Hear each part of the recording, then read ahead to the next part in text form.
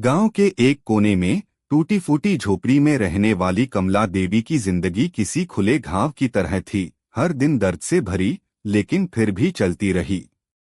5 साल पहले जब उसके पति सुरेश की फैक्ट्री में मशीन की चपेट में आकर मौत हो गई थी, तो उसकी दुनिया उजड़ गई थी।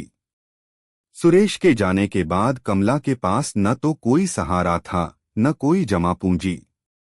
सिर्फ एक चीज थी जो उसे जिंदा रखे हुए थी, उसका बेटा रोहित। रोहित उस वक्त सिर्फ 5 साल का था, मासूम चेहरा और बड़ी बड़ी आंखें जो भविष्य के अनगिनत सपने बुनती थीं। कमला ने उसी दिन ठान लिया था, मैं अपने बेटे को पढ़ाऊंगी, खूब पढ़ाऊंगी। ये झोपड़ी में जन्मा है, लेकिन किसी बड़े अफसर की कुर्सी तक पहुंचेगा। कमला सुबह तड़के उठती, घर का काम निपटाकर ईंट भट्ठे पर मजदूरी करने चली जाती। वहां दिन भर की थकान के बावजूद उसके चेहरे पर एक मुस्कान रहती, क्योंकि मन में उम्मीद की लौ जल रही थी। उसे हर दिन 150 रुपए मिलते थे, जिसमें से 50 रुपए वो रोज एक छोटी सी गुल्लक में डाल देती थी, रोहित की फीस के लिए। गांव के लोग उसे पागल कहते थे, अरे कमला, लड़कों को पढ़ाने से क्या होगा, जिंदगी में रोटी ही मुश्किल से मिलती है। लेकिन कमला जानती थी कि रोटी से ज्यादा जरूरी था सपना।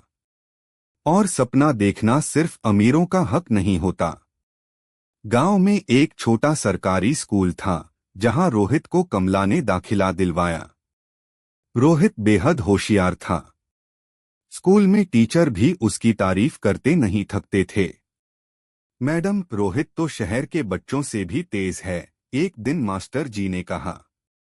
कमला का सीना गर्व से चौड़ा हो गया। लेकिन उसकी चिंता बढ़ गई जब स्कूल के प्रधानाचार्य ने कहा कि अब रोहित को आगे की पढ़ाई के लिए शहर के अच्छे स्कूल में भेजना चाहिए। यहाँ इसकी प्रतिभा बर्बाद हो जाएगी। कमला ने हिम्मत जुटाई, शहर के एक मिशन स्कूल में जाकर रोहित का एडमिशन करवाया। वहां की फीस सुनकर उसके पैरों तले जमीन खिसक गई, महीने की 2000 रुपए। लेकिन मां हार कहाँ मानती है। उसने घर घर बर्तन मांजने का काम पकड़ लिया, लोगों के कपड़े धोने लगी और कई बार भूखे पेट सोई, लेकिन फीस की एक भी किस्त देर से नहीं दी।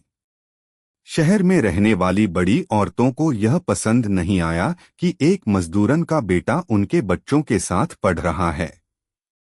कई बार कमला को ताने सुनने पड़ते, तू जैसे लोगों को तो स्कूल के बाहर ही खड़ा रहना चाहिए। रोहित को भी कई बार नीचा दिखाया जाता, लेकिन उसने हर अपमान को अपनी मेहनत की ढाल बना लिया। हर परीक्षा में वह अव्वल आता।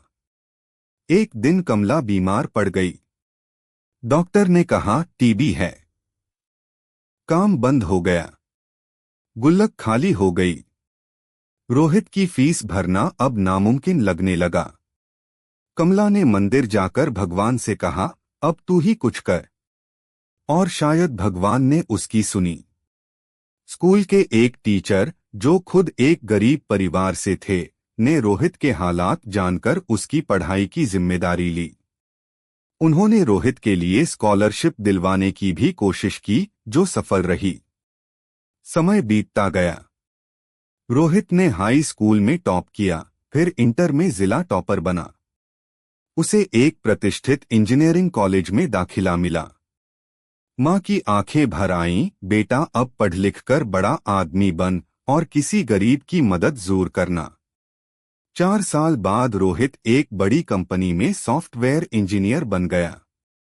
पहली सैलरी मिली तो मां के पैरों पर रख दी, मां, ये तेरे संघर्ष की कमाई है।